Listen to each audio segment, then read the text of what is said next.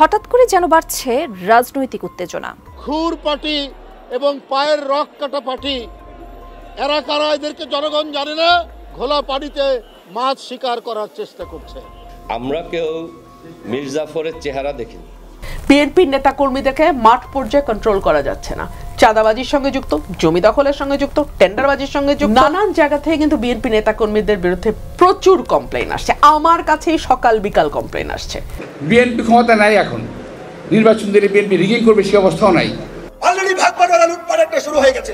যেতে না যেতে এগুলো হলো ষড়যন্ত্রের অংশ।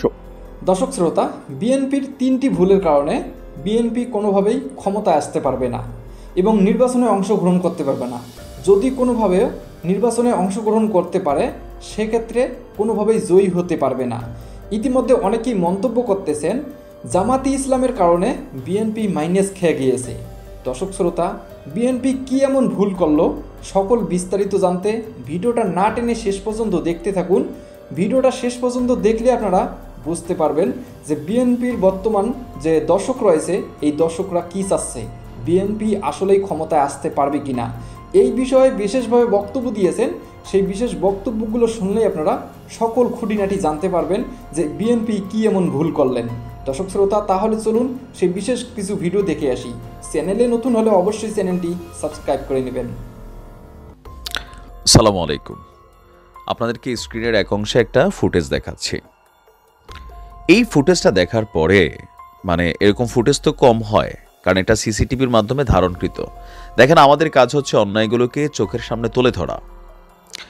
এই ফুটেজটা একটা বার্তা দিচ্ছে যে আগামীতে বিএনপি যদি ক্ষমতায় যায় তাহলে পরিস্থিতি বিভিন্ন জায়গায় কেমন হইতে পারে। প্রতিদিন গণমাধ্যমে 2-4-10টা নিউজ আসতেছে। আপনারা যে দৃশ্যটা দেখছেন এটা হচ্ছে ঢাকা সম্ভবত নরসিংদীর একটি ঘটনা। এই দৃশ্যটা দেখে অনেকে এখানে আপনারা বসবেন, আবার অনেকে বসতেও পারেন নাই। এখানে মেইন ফ্যাক্টটা হচ্ছে যে আমরা যদি দেখি শ্রমিক দল নেতার কাগজপত্রবিহীন মোটর সাইকেল আটকের কারণে আপনার গতকালকে 4টার সময় নরসিংদী জেলার মাধবদী পুলিশ স্টেশনের কর্মকর্তারা কোনো রকম কাগজ নেই এমন একটি মোটর সাইকেল আটক করে থানায় নিয়ে যান। থানায় পৌঁছানোর কিছু সময় পরে ওই থানাতে হামলা করে স্থানীয় যুবদল এবং শ্রমিক দলের নেতাকর্মীরা। গোয়েন্দা সূত্রে জানা গেছে যে আটককৃত মোটরসাইকেলটি অবৈধ কার্যকলাপে ব্যবহৃত হতে পারে সন্দেহে থানায় এনে রাখার কিছুক্ষণের মধ্যেই ধারালো অস্ত্রসহ মাধবদী পুলিশ থানা আক্রমণ করে শ্রমিক দল যুবদলের নেতাকর্মীরা। এতে নেতৃত্ব দিয়েছেন মাধবদী থানা শ্রমিক দলের যারা ঊর্ধ্বতন নেতারা আছেন। তো তারা যাওয়ার সময় স্টেশনের সামনে রাখা পুলিশের গাড়ির বনেটে বেশ কিছু কোপ দিয়ে গাড়ির সিটটিও কেটে ফেলে। দেখেন, 3 কারণে বাংলাদেশ জামায়াত ইসলাম আগামী দিনে রাষ্ট্র ক্ষমতায় যাওয়ার জন্য প্রস্তুতি হচ্ছে বা তারা ক্ষমতা পেতে যাচ্ছে যদি 2 বছর পরে নির্বাচন হয়। নাম্বার 1, বাংলাদেশে আওয়ামী লীগ সরকারের পতন হয়েছে, কিন্তু চাঁদাবাজি কি বন্ধ হয়েছে? মিথ্যা মামলাগুলো বন্ধ হয়েছে? বিভিন্ন জায়গায় অবৈধ দখল, জোর জুলুম, লুটপাট এগুলা কত অংশ বন্ধ হয়েছে? আমার বক্তব্য বাদই দেন। সারা বাংলাদেশে আপনারা দেখেন না কি হচ্ছে। আসিফ নজরুল তিনি কি ঘোষণা দিয়েছেন যে সারা বাংলাদেশে যে মামলা বাণিজ্য এদের মধ্যে কারা জড়িত, এই জিনিসগুলোতে আপনি যদি বিএনপি এবং জামাতকে পাশাপাশি রাখেন তাহলে জামাতের চরিত্র 95% পরিষ্কার, বিএনপির 5%। তবে দলীয় হাইকমান্ড জনাব তারেক রহমান, রুহুল কবির রিজভী, মির্জা ফখরুল ইসলাম, মির্জা আব্বাস, প্রত্যেকটা কেন্দ্রীয় কমান্ড তারা কিন্তু প্রতিদিন নেতাকর্মীদেরকে বলছেন যে বাবারে তোরা এগুলা করিস না, সামনে পুলসেরাতের পুল পার হইতে হইব। এই যে 5% নেতাকর্মী আছে বিএনপি এবং আওয়ামী লীগে, কিন্তু এরা আছে। এই 5% নেতাকর্মী কোনোভাবেই তারেক জিয়ার কথা শুনতে রাজি না। তারা মনে করতেছে ভাই বালুরঘাটটা আমার নিতে হবে। তো এরকম জবরদখলের খেলাটা যেটা গত 5 মাসে চলছে সারা বাংলাদেশে, আপনি দেখেন যে জামাত 95% ক্লিয়ার ইমেজে আছে। তাদের কোনো এই জবরদখল এলাকার লুটপাট, সিন্ডিকেটবাজি এগুলার মধ্যে নাই। তবে কিছু কিছু জায়গায় কিন্তু লোকালি সংঘর্ষে জড়িত হয়েছে জামাত, অথবা এই যে মুক্তিযোদ্ধা হেনস্থার ঘটনায় প্রবাসী জামাত সমর্থক ঘুরাফিরা নাম আসতেছে 5%। তো জবরদখল, চাঁদাবাজির ইস্যুটাতে কিন্তু জামাতের নাম আপনি পাবেন না। এখন সাধারণ মানুষ কি চায়? ফুটপাতের একজন যিনি হকার আছেন, একজন রিক্সাওয়ালা আছেন, একজন ঠেলাগাড়িওয়ালা আছেন, তিনি মনে করেন ভাই আমি এখানে একটু ব্যবসা করবো, 10টা টাকা কামাবো, কিন্তু দিন শেষে যে 200 টাকা দিতে হয় কে নিয়ে যায়? কিন্তু এগুলার আপনি প্রকাশ্যে স্বীকারোক্তি পাবেন না। এই বিষয়টা বুঝাইতে পারছি যে সান্দাবাজি লুটপাটের খেলায় সাধারণ মানুষ জামাতকে পছন্দ করা শুরু করছে, এটা আপনি একদম বাস্তবতা। দ্বিতীয়ত, কর্মীদেরকে কন্ট্রোলিং এর বেলায় আমি বরাবরই আমার অবস্থানটা প্রকাশ করছি যে আওয়ামী লীগ বলেন, বিএনপি বলেন, জাতীয় পার্টি বলেন, জামাত ইসলাম বলেন, এই কথাটা আপনি জামাতকে অপছন্দ করতে পারেন, কিন্তু তাদের নেতৃত্বকে প্রশ্ন করার সুযোগ নাই। জামাতের যে চেইন অফ কমান্ড এতটাই স্ট্রং, জামাতের আমির যে অর্ডারটা করে একদম মাঠ লেভেলে থাকা ছাত্র শিবিরের একজন সাধারণ সাথী কর্মী সেটাকে ফলো করে, জামাতের কর্মীরাও ফলো করে, শিবিরের কর্মীরাও ফলো করে। কিন্তু আমাদের দলগুলোর মধ্যে কি এগুলো আছে? তারেক রহমান বেচারা প্রতিদিন বলতেছেন, বাবারে তোমরা কিন্তু নমুনাটা বুঝতেছ না, কঠিন একটা যুদ্ধ হবে। বোঝেই না যারা এই লুটেরা শ্রেণী আছে 5%, এরা এগুলা করছেই। এই বিভিন্ন জায়গায় গিয়া বৌজামার কার্যের মধ্যে তারা যাচ্ছে, মানুষের জায়গা জমি যেগুলো আছে কারোর সাথে কারো মামলা, যার টাকা আছে তার পক্ষে অবস্থান নিচ্ছে। এখন এটা কেন হচ্ছে? চেইন অফ কমান্ডটা বিএনপির মধ্যে এখন ভেঙে গেছে। হাই কমান্ড চাচ্ছে একরকম, রুট লেভেলে একদম গ্রাস পর্যায়ে ঘটনাগুলো হচ্ছে আরেক রকম। এটা মানুষের চোখের সামনে পড়ছে। এই বিষয়গুলো কিন্তু খুবই জরুরি আপনার বুঝতে হবে। তৃতীয়ত, রাজনৈতিক পলিসি আপনি যদি দেখেন, জামাত যেভাবে আগাচ্ছে ম্যাটিকুলাস উইথ এ প্ল্যান, আপনি এখানে দেখেন যে চরমোনাইয়ের সাথে কি সুন্দরভাবে একটা কানেক্টিভিটি তারা তৈরি করছে। চরমোনাইয়ের বক্তব্যগুলো শোনেন তো নাকি? প্রতিদিন বিএনপি নিয়ে বলে যে মুদ্রার এই পিঠ, একদল গেছে, আওয়ামী লীগকে মানুষ কেন পছন্দ করছে? এইগুলোর জন্য। তার একদল তো আইসেই ক্ষমতায় আসার আগে শুরু করে দিছে, তাহলে ক্ষমতায় যাওয়ার পরে কি করবে ভাই? এই যে দৃশ্যগুলো কিন্তু সাক্ষী হচ্ছে, আপনার বুঝতে হবে। এগুলো বিএনপির নেতাকর্মীদের আপনাদের বুঝতে হবে। ক্ষমতায় চলে আসবেন এখন, কিন্তু আগামী 1 থেকে 1.5 বছর পার হয়ে গেলে মানুষ আপনাদের প্রতি বিরক্ত হবে। পাশাপাশি বৈষম্য বিরোধী আন্দোলনের যে একটা নতুন ভোটার তৈরি হচ্ছে, আপনি বুঝছেন 17 বছর বয়সে ডক্টর মোহাম্মদ ইউনূসের যেই ভোটারদেরকে কানেক্ট করার প্ল্যান, তাহলে আপনি চিন্তা করেন সারা বাংলাদেশে কি পরিমাণ, যদি বৈষম্য বিরোধী ছাত্র আন্দোলন কোনো রাজনৈতিক দল না আনে, তারা মেটিকুলাসলি জামাতের পক্ষে তাদের অবস্থান নিয়ে আনে। কারণ বিএনপির সাথে একদম প্রকাশ্যে সাংঘর্ষিক অবস্থান তৈরি হয়ে গেছে। সো তাদের হাতে বিকল্প থাকবে জামাত। আবার জামাতেরই টিম কেউ কেউ মনে করেন এই বৈষম্য বিরোধীরা। তো আপনি বুঝতে পারতেছেন মাওলানা মামুনুল হক একটা বিশাল শক্তি, তারা কিন্তু জামাতের সাথে কানেক্টেড, এবং কি ইসলামিক দলগুলোকে একত্রিত করে একটা সরকার, ইসলামিক সরকার কিন্তু তৈরি করার চেষ্টা চলছে জামাতের। আবার দেখেন যে জামাত সম্পর্কে আগে যে জিনিসগুলো মানুষে অপছন্দ করত, অমুসলিমদেরকে কানেক্ট করার জন্য দেখছেন শাখা হোক যেটাই হোক, তারা কিন্তু ওই কাজগুলা করছে, সফল হচ্ছে। আর এগুলা বিএনপির জন্য সবচেয়ে বড় বাধার কারণ হবে আগামী 1 থেকে 1.5 বছরের মধ্যে। 1 থেকে 1.5 বছরের মধ্যে এই সরকার যদি টিকা থাকে, তাহলে বিএনপির যে ওজন অস্তিত্ব, আওয়ামী লীগের বিপরীতে বিএনপি ভালো হবে, এটা কেউ আর বিশ্বাস করবে না। এটা কিন্তু বিএনপির যারা ঊর্ধ্বতন নেতারা আছেন তারা বোঝেন, এমপিরা বোঝেন, যারা এমপি প্রার্থী হবেন তারা বোঝেন। কিন্তু ওই যে ভাই 5% কর্মীটা আওয়ামী লীগের মধ্যে আছে, বিএনপিতে আছে, জাতীয় পার্টিতে আছে, তবে জামাতের অবস্থা আলাদা। এই যে ধরেন সারা দেশে এখন স্মার্ট কার্ড বিতরণ হচ্ছে, আপনি দেখছেন শিবিরের পোলাপাইন, জামাতের পোলাপাইন কি পরিমাণ খেদমত করতেছে। আপনি ভার্সিটিতে ভর্তির জন্য যান, জামাত শিবির কি মানুষের হৃদয় জয় করার ট্রাই করছে। আর বিপরীতে আমাদের তারা, এই বেটা চিনো স্বামীকে, আমি এলাকার ভাই, প্রিয় অভিভাবক, ফেসবুকে জামাত লইয়া জামাতের নেতা কর্মীদের দেখছেন ফেসবুকে কয়টা পোস্ট করতে, প্রিয় অভিভাবক, এলাকার তারুণ্যের অহংকার, ওমক সোমক, আপনি এগুলো দেখেন। কিন্তু আমাদের অন্যান্যরা কিন্তু এগুলা করতেছি। এগুলাতে মানুষ বিরক্ত নাকি পজিটিভ? বিরক্ত। যারা আমরা দলীয় স্পেন্সাররা আছি তারা খুশি, প্রিয় অভিভাবক লেখা লেখা হ্যাঁ আমরা দিচ্ছি, তো এইগুলাতে মানুষ বিরক্ত, আপনার বুঝতে হবে। আওয়ামী লীগের পতন এইসব কারণেই ঘটছে। এগুলা কিন্তু বিএনপির তারেক রহমান বোঝেন, যার কারণে তিনি ঠান্ডা মাথায় ম্যাচিউর একটা পলিটিক্স করে নেতাকর্মীদের দেখেন পোস্টার অপসারণের নির্দেশ দিয়েছেন, কিন্তু এগুলা হচ্ছে, সবকিছু পালিত হচ্ছে না, কথা শুনছে না। তো এই 3টা কারণ দেখেন। প্রথমত মাঠের রাজনীতিতে বর্তমান যে দৃশ্যপটে জামাত আগানো, দ্বিতীয়ত হচ্ছে চেইন অফ কমান্ড, নেতাকর্মীদের কন্ট্রোলিংয়ে জামাত আগানো, পলিটিক্যাল দলগুলোর সাথে ঐক্য বা সিস্টেম করা, সেখানে জামাত আগানো। প্রশাসনে জামাতের বড় একটা অংশ তারা কিন্তু বসে গেছে, বড় একটা অংশ। আমার অনেক পরিচিত জামাতের বড় ভাই আছেন যাদের সাথে মাঝে মাঝে কথাবার্তা হয়, বিএনপিতেও কথাবার্তা হয়, অনেকের সাথেই। তো আমি তাদের আলোচনাগুলো যখন শুনি, জামাত অনেক দূরে গিয়ে গেছে। ইভেন আচার ব্যবহার, তাদের কর্মী সমাবেশে আপনি দেখেন নমুনা। গায়ের শক্তি দিয়া ভোট কেন্দ্র দখল, এই নির্বাচন কিন্তু এবার হবে না। ভোট চাইপা ফেলবেন, গুলি করে ফালাই দিবে, এই নির্বাচন কিন্তু এবার হবে না। তো সবকিছু ক্যালকুলেশন করলে আপনি জামাতকে বিট করার জন্য একটাই অপশন, তারেক রহমান বলছেন 31 দফা নিয়ে মানুষের ঘরে ঘরে পৌঁছাও। কেউ পৌঁছাচ্ছে, কেউ কিন্তু আবার লুটপাটেও ব্যস্ত আছে। এই 3টা কারণে জামাত ক্ষমতায় যাচ্ছে নিশ্চিত, যদি 2 বছর পরে নির্বাচন হয়। বলে দিয়ে গেলাম, ভালো থাকুন। আর যদি বিএনপি ভালো হয়, সব এরকম জামাতের কর্মীদের মতো নামাজ পড়া শুরু করে, সালাম দেওয়া শুরু করে, আসসালামু আলাইকুম, কেমন আছেন প্রিয় ভাই, তাইলে মনে করেন পরিবর্তন হইতে পারে। বাট এটা সম্ভাবনা না। কেমন হয়ে যাবে যে বাংলাদেশ এই মুহূর্তে রাজনীতির মাঝে আওয়ামী লীগ মুক্ত আছে, আর পাশাপাশি বিএনপি মুক্ত হয়ে যাবে। এরপর বাংলাদেশের রাজনীতির ভবিষ্যৎ কি হবে?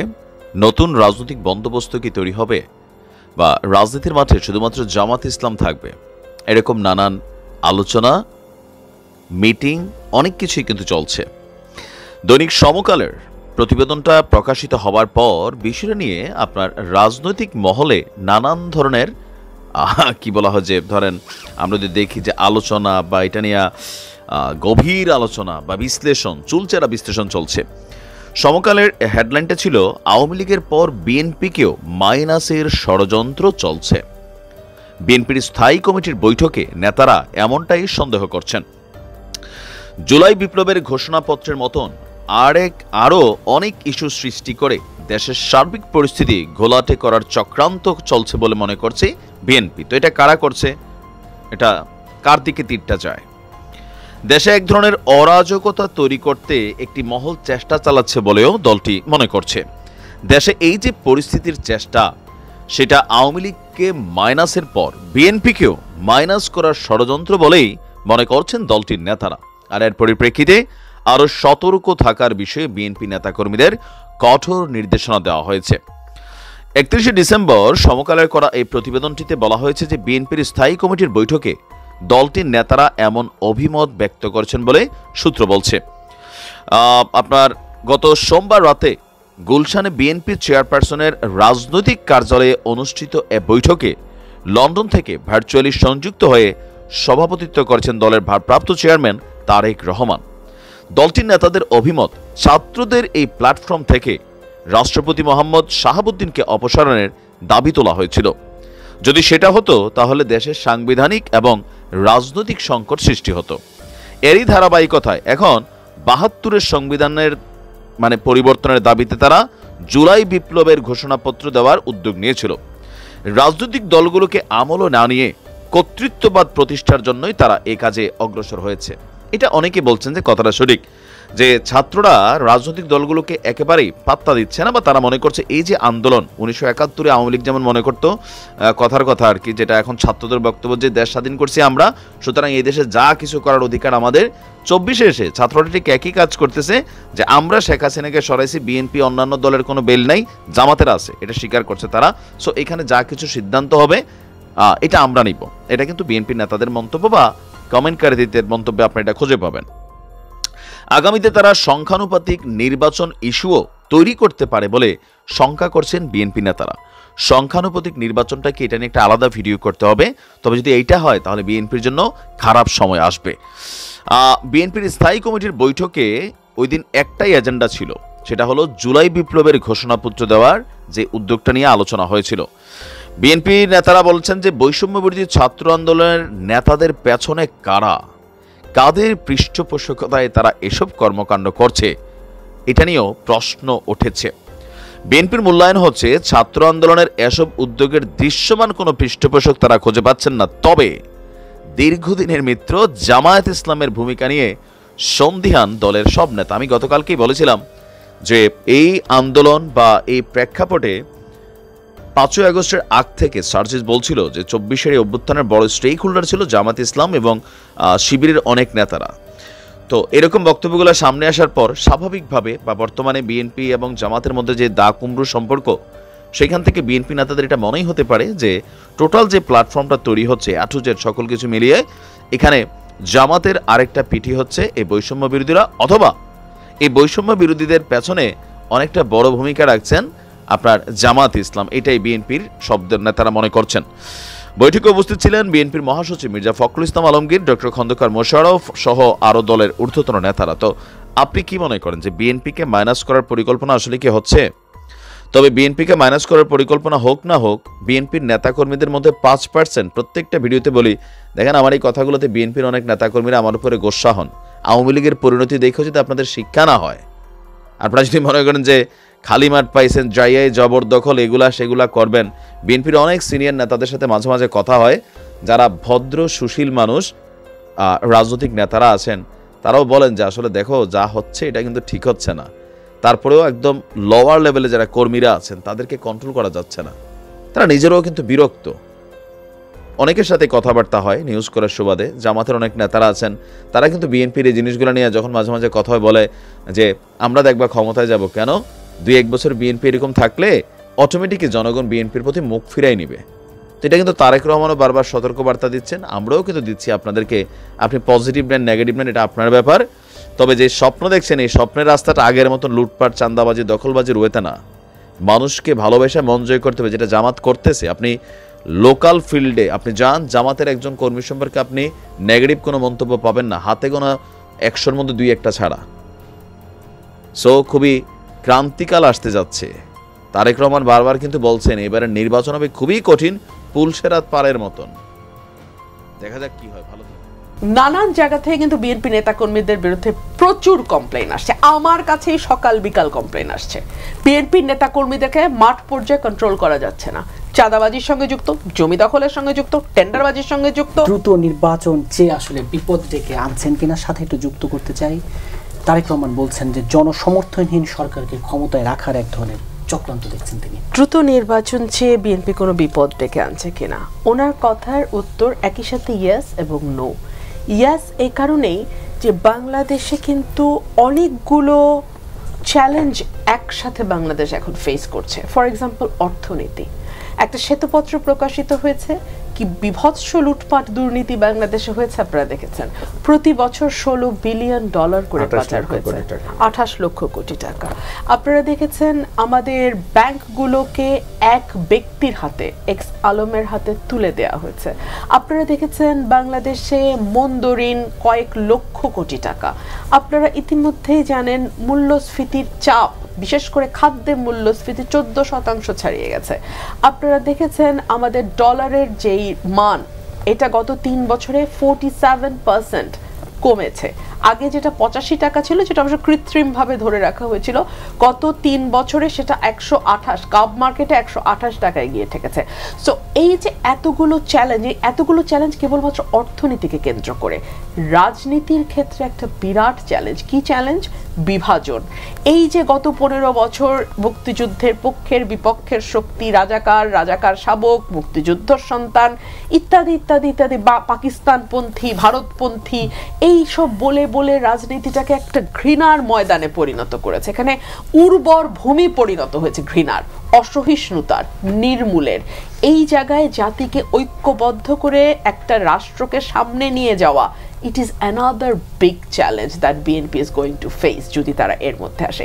3 হচ্ছে, যদি বিচার প্রক্রিয়া একটা মোটামুটি অবস্থায় এসে না দাঁড়ায়, বিএনপি যতই সুষ্ঠু বিচার করুক না কেন, আদালত যতই নিরপেক্ষ থাকুক না কেন, প্রশাসন পুলিশ যতই সুষ্ঠু তদন্ত করুক না কেন, দিন শেষে 10 বছর 15 বছর পর এই ব্লেম বিএনপির ঘাড়ে আসবে যে বিএনপি রাজনৈতিকভাবে এই মামলাগুলোকে ব্যবহার করেছে। দর্শক শ্রোতা, আপনারা তো বক্তব্যগুলো শুনতে পাচ্ছেন। 3টি কারণে জামাতে ইসলাম এগিয়ে গিয়েছে, আর 3টি কারণে এই বিএনপি মাইনাস হয়েছে। তার মানে কি জামাতে ইসলাম এবার ক্ষমতায় আসবে? আপনাদের মনে কি আসতেছে? অবশ্যই আপনার মূল্যবান মতামতটি কমেন্ট বক্সে লিখবেন। ইতিমধ্যে আরও অনেকেই মন্তব্য করতেছে যে বিএনপি এখনও ক্ষমতায় আসেনি, তাতে বাংলাদেশের মধ্যে যে রাজত্ব করতেছে খুবই ভয়াবহ। চলুন আগে ভিডিওটা শেষ পর্যন্ত দেখি, তাহলে আমরা সকল বিস্তারিত জানতে পারবো। কমছে 25%। আপনি 25% মানুষ, আমি একদম মানে বেয়ার মিনিমাম ধরে কথা বলতেছি, এই 25% মানুষকে ভোটের ময়দানের বাইরে রেখে আপনি কি করে একটা ঐক্যবদ্ধ এবং সহিষ্ণু বাংলাদেশ তৈরি করবেন? আর দুই হচ্ছে, যদি আপনি তাদের ভোটে আনেন, গ্রাউন্ড রিয়ালিটি কি হবে? কারণ এখনো কিন্তু রক্তের দাগ শুকায় নাই, কথা সত্য। এখনো কিন্তু মানুষ ওই 1.5 মাসের ক্ষত রিমুভ হয় নাই। সো এই যে আওয়ামী লীগের নির্বাচনে আসার পরে প্রার্থীরা প্রচারণা চালাবে, নির্বাচনে দাঁড়াবে, ভোটে যাবে, তখন গ্রাউন্ডে যে রক্তারক্তি, মারামারি, হানাহানি, সেটা আপনি বন্ধ করবার মতো police force, BGB force, answer force, আপনার কি ফোর্সগুলো আছে কিনা? এই যে গত 1.5 মাসে আমরা দেখলাম, মানে অভ্যুত্থানের সময়টাতে পুলিশ কিন্তু পারে নাই, সরাসরি গুলি করেও মানুষকে থামাতে পারে নাই।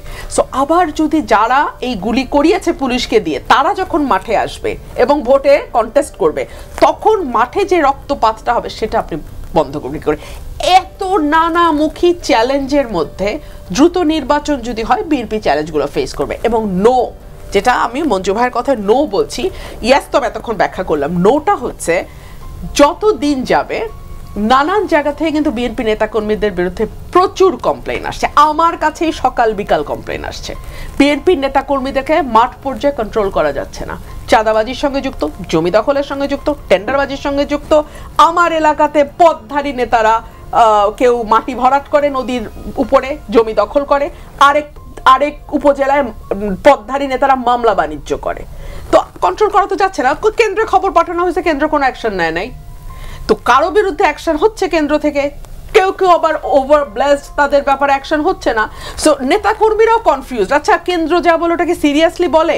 আসলেই কি আমাদের চাঁদাবাজি, টেন্ডারবাজি, মাটি ভরার, জমি দখল, এগুলো থেকে কেন্দ্র আসলেই চায় আমরা অফ থাকি? আর পলিটিক্যাল পার্টিগুলো তো এই মানে বিগত 30-40 বছর একটা প্যাটার্ন নিয়েছে। প্যাটার্নটা কি? ফকিরের ঘরে জন্ম হবে, লেখাপড়া টেনে টুনে 5 পাস হবে, কিন্তু রাজনীতির সঙ্গে যুক্ত হলে কয়েকশো কোটি টাকার মালিক হব। এটা তো সাইকোলজি। এই সাইকোলজি থেকে মানুষকে আপনি একদিনে বের করবেন কি করে? সো যত দেরি হবে, আপনি যতই উপর দিয়ে ভালো ভালো নাটক করার চেষ্টা করেন, কারণ আসল চেহারা তো বের হতে থাকবে। সো এটা বিএনপির জন্য ডেফিনেটলি একটা মানে খারাপ দিকে নিয়ে যাবে আর কি দলকে। থেকে এটা মির্জাফর, আমরা সেভাবে বিশ্বাস করেছি এটাই মির্জাফর। ফারুক ভাই সদস্য সচিব হিসেবে এই দলের সাথে গত 4-5 দিন অ্যাটলিস্ট যা করেছেন, এখন যদি আমাদের সদস্য যারা এইগুলি দেখেছেন তারা কেউ এই ছবিটার নিচে মির্জাফর লিখে দেন, তাহলে আমরা বাংলাদেশে একজন জীবিত মির্জাফর দেখতে পারবো। এটা নিয়ে তার সাথে কোনো বাকবিতণ্ডা বা যুদ্ধে জড়াতে চাই না। সত্যি আপনাদের সামনে আছে। আমরা যখন প্রথমবার ভাঙন হয়েছিল, তখন আমি কিন্তু কোনো আহ্বায়ক ছিলাম না, আমি একজন যুগ্ম আহ্বায়ক ছিলাম এবং ঢাকা উত্তরে সেই সময়ে দল ভেঙেছিল নুরুল হক নূর এবং রেজা কিবরিয়া, যিনি তখন সভাপতি ছিলেন। নূর ছিল তখন এখানে সদস্য সচিব। সেই ভাঙনটা দেখা দিয়েছিল, উভয়ের নামে কতগুলি নালিশ এনেছিলেন। আর পুরা দল থেকে এক পর্যায়ে নুরুল হক নূরের নামে কয়েকটা নালিশ আসে। একটা হলো সে মোসাদের একজন এজেন্টের সাথে কাতারে দেখা করেছিল, সেটা সে স্বীকারও করেছিল, কিন্তু কি আলোচনা হয়েছে সেটা বলেনি, আমাদের কাছে বলতে চাইনি। আরেকটা হলো সে ভারতীয় হাই কমিশনের রড যে ডেস্ক আছে সেই ডেস্ক অফিসারের সাথে দেখা করেছিল। আরেকটা ছিল দলের অর্থনৈতিক হিসাবে 100% অস্বচ্ছতা। 100% এই জন্য বলি যে আমরা প্রতি মাসে কেন্দ্রীয় মিটিং করতাম, কোনো হিসাব পেতাম না, আয় ব্যয়ের কোনো হিসাব আমরা পেতাম না। এই কারণে মূলত তখন দলে ভাঙন দেখা দেয়। রেজা কিবরিয়াকে নূর বহিষ্কার করে, নূরকে রেজা কিবরিয়া বহিষ্কার করেন, ইত্যাদি। পরবর্তীতে আমরা দুইজনই দল থেকে বের হয়ে যাওয়ার পরে আমি এই পাশে যারা থাকেন তাদের আহ্বায়কের দায়িত্ব পাই। এটা হলো পিছনের কাহিনী। বর্তমানের হলো যেটা হচ্ছে যে আমাদের দলে যেহেতু একসময় একসাথে ছিল, এটা খুবই স্বাভাবিক। আমরা একে অপরের বন্ধু, আমরা শত্রু না। আমরা দুই রকমের মতবাদে বিশ্বাস করতে পারি, কিন্তু আমরা শত্রুতা করি না, রাস্তাঘাটে মারামারি করি না। যদিও নূরের পক্ষে কমপক্ষে 3 বার আমাদের কর্মীদের রাস্তাঘাটে মারা হয়েছে এবং লাঞ্ছিত করা হয়েছে।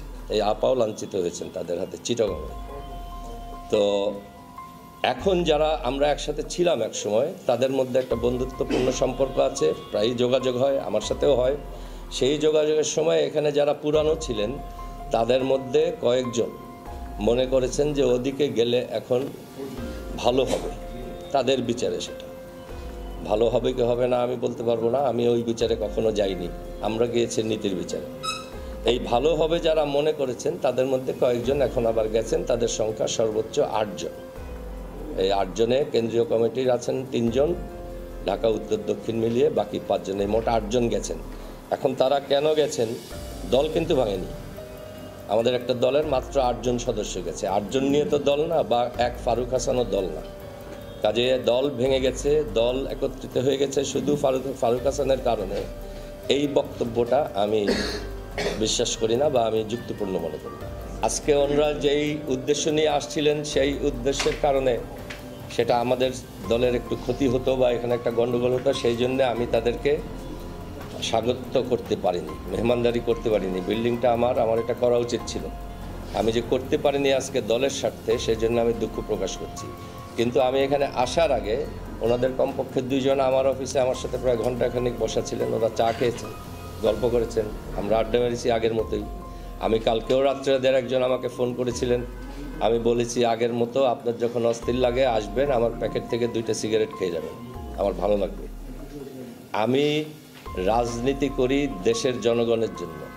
এখানে আমরা যদি রাজনীতিবিদরা এইভাবে একে অপরের পিছনে লেগে থাকি এবং মারামারিতে সময় দেই, জনগণের উপকার করার সময় তো পাবো না আমরা। যে আমাদের প্রচুর সময় দরকার, নিজেদের মধ্যে বিভেদ ভুলে আমরা যার যার রাজনীতি দৃষ্টিভঙ্গি নিয়ে আগাই, পাশাপাশি দাঁড়িয়ে জাতীয় বিষয়ে একসাথে আন্দোলন করি। কিন্তু তার মানে এই না যে এই দেশে মাত্র একটা দল থাকবে, যেটা আওয়ামী লীগের থিওরি ছিল যে বাংলাদেশে শুধু আওয়ামী লীগ থাকবে, তাদের কথায় সবাই উঠবস করবে, কারো কোনো ভিন্ন ধ্যান ধারণা থাকতে পারবে না। আজকে যে ঘটনাটা ঘটেছে যে ওনাদের মতবাদটা আমাদের এই আপাকে বোঝানোর জন্যে একবার রাস্তায় ওনাকে থামিয়েছেন, একবার এখান পর্যন্ত চলে আসছেন, এটা আমি মনে করি আওয়ামী ধ্যান ধারণার প্রভাব। এটা থেকে মুক্ত হতে আমাদের কিছুদিন সময় লাগবে, বাট আমি ওনাদের সবার জন্য দোয়া করি যাতে ওনারা খুব তাড়াতাড়ি আওয়ামী ধ্যান ধারণার প্রভাব থেকে মুক্ত হয়ে আমরা সবাই জনগণের জন্য কাজ করতে পারি, সেই ব্যবস্থা করেন। আমাদেরও সময় দরকার, ওনাদের নিয়ে সারাদিন বসে থাকলে আমাদের কাজ করার সময় থাকে। উনি এখানে সদস্য সচিব ছিলেন, একটা দল ঘুরে সদস্য সচিবকে কেন্দ্র করে, সেই হিসাবে উনি সব কাজ করতেন। তবে আপনারা আমাদের দলের আরও অনেক সদস্য এখানে উপস্থিত আছেন, আপনারা দৈব চয়নে যে কোনো একজনকে জিজ্ঞেস করেন যে উনি কি আর কাউকে কাজ করার সুযোগ হবে না। একটা দল সকল ব্যক্তির সমন্বয়ে গড়ে ওঠে, দল কখনো এক ব্যক্তিতে হয় না। তো ফারুক ভাই এখানে অনেক পরিশ্রম করেছেন, অনেক কাজ করেছেন, কিন্তু উনি এই দলের আর কাউকে পরিশ্রম বা কাজ করার সুযোগ দেননি। সেটা একটা বড় ক্ষোভ ছিল দলের অনেকের ব্যাপারে। তবে বাংলাদেশের প্রিয় নাগরিক, বন্ধু প্রতিম রাজনৈতিক দল ও সাংবাদিকবৃন্দ, আসসালামু আলাইকুম। আপনাদের অবগতির জন্য জানানো যাচ্ছে যে গত পরশু থেকে গণ অধিকার পরিষদের 2 অংশ একত্রিত হয়ে গেছে বলে সমাজে একটি মিথ্যা খবর প্রচারিত হচ্ছে। মূল ঘটনা হচ্ছে ডক্টর রেজা কিবরিয়া ও মিয়া মশিউজ্জামান নেতৃত্বাধীন গণ অধিকার পরিষদের সাবেক ভারপ্রাপ্ত সদস্য সচিব জনাব ফারুক হাসান কিছুদিন যাবৎ দলের ভিতরে নানা রকম মিথ্যা প্রচারণার মাধ্যমে দলের কিছু সংখ্যক সদস্যকে নুরুল হক নূর নেতৃত্বাধীন গণ অধিকার পরিষদে ব্র্যাকেটে জিওপি অংশ নেয়ার জন্য নানা রকম সুযোগ সুবিধাদি দেওয়ার প্রলোভনে প্ররোচিত করছিলেন। দল এই বিষয়ে অবগত হয়ে তাকে গত 30 ডিসেম্বর 2024 ইংরেজি তারিখে ভারপ্রাপ্ত সদস্য সচিব পদ থেকে ভারপ্রাপ্ত সদস্য সচিব পদ থেকে দলের গঠনতন্ত্রের 14 গ অনুচ্ছেদ অনুসারে অব্যাহতি প্রদান করে এবং তার সাধারণ সদস্য পদ সাময়িক স্থগিত করা হয়, যা এখনও বলবৎ আছে। এই অবস্থায় বহিষ্কৃত সদস্য সচিব জনাব ফারুক হাসান 30 ডিসেম্বর 2024 ইংরেজি তারিখে রাত 9টার দিকে নুরুল হক নূর নেতৃত্বাধীন গণ অধিকার পরিষদ জিওপি অংশের সাথে যোগ দেয়। সেখানে যোগদানের পর থেকে তিনি সামাজিক যোগাযোগ মাধ্যমে প্রচার করছেন যে গণ অধিকার পরিষদের দুই অংশ একত্রিত হয়েছে, যা সর্বৈব মিথ্যা ছাড়া আর কিছু নয়। বস্তুত গণ অধিকার পরিষদের রেজা কিবরিয়া ও মিয়া মশিউজ্জামান নেতৃত্বাধীন অংশের একটি নিবন্ধন কেন্দ্রিক রিট নির্বাচন কমিশন বনাম ডক্টর রেজা কিবরিয়া হিসাবে আদালতে চলমান আছে। পাশাপাশি ইলেকশন কমিশনের আইনি মতামতে গণ অধিকার পরিষদের দুটো অংশকে আলাদা দল হিসাবে ব্যাখ্যা প্রদান করে নুরুল হক নূর নেতৃত্বাধীন অংশকে বর্ধিত নাম ব্র্যাকেটে জিওপি সহ অভিহিত করা হয়েছে। গত 31 ডিসেম্বর 2024 ইংরেজি তারিখে অ্যাডভোকেট শিরিন আক্তার শেলিকে, আমার পাশে বসা আছেন, ভারপ্রাপ্ত সদস্য সচিব হিসাবে দায়িত্ব প্রদান করা হয়েছে। আইনগতভাবে গণ অধিকার পরিষদের বর্তমান আহ্বায়ক আমি মিয়া মশিউজ্জামান ও ভারপ্রাপ্ত সদস্য সচিব অ্যাডভোকেট শিরিন আক্তার শেলির নেতৃত্বে দলের সকল কার্যক্রম অব্যাহত আছে। এই বক্তব্যের পরিপ্রেক্ষিতে গণ অধিকার পরিষদের দুই অংশ একত্রিত হয়েছে বলে প্রচারিত গুজবে কান না দেওয়ার ও আমাদের এই বক্তব্য গুরুত্বের সাথে প্রচার করার সবিনয় অনুরোধ আপনাদের সকলকে করছি। খুর পার্টি এবং পায়ের রক কাটা পার্টি, এরা কারা এদেরকে জনগণ জানে না, ঘোলা পানিতে মাছ শিকার করার চেষ্টা করছে। আপনাদের 71-এর অর্জন কি? আপনারা 71-এর বিরোধিতা করেছেন। জিয়াউর রহমান স্বাধীনতা ঘোষণা দিয়েছেন। এই গৌরব বিএনপি, 71-এর গৌরব। দর্শক শ্রোতা, আশা করি সকল বক্তব্য আপনারা মনোযোগ সহকারে শুনেছেন এবং বিস্তারিত বুঝতে পেরেছেন। ইতিমধ্যে সকলেই মন্তব্য করতেছেন যে সমন্বয়করা যে একটি দল গঠন করবে সেই দলটি ক্ষমতায় আসার সম্ভাবনা রয়েছে। কেননা ডক্টর ইউনূস যে কাজটি করেছে খুবই অবাক করা কাণ্ড। ডক্টর ইউনূস যে প্ল্যানটি করেছে এই প্ল্যানটি অনেকেই বুঝেছে, আবার অনেকেই বুঝে নাই। ডক্টর ইউনূস যে কাজটি করেছে, বর্তমানে যে ছাত্ররা ভোটার হয় নাই তাদেরকে কিন্তু ভোটার বানিয়ে দেবে ডক্টর ইউনূস। আর এই ছাত্ররা যদি এবার ভোটার হয়ে যায় সেক্ষেত্রে এই ছাত্ররা ভোট কিন্তু দিবে, সমন্বয়করা যে একটি দল গঠন করবে সেই দলের মধ্যে ভোট দেবে। ইতিমধ্যে বিএনপির সমর্থকরা সকলেই এখন ম্যাক্সিমামেই জামাতি ইসলামকে সাপোর্ট করতেছে।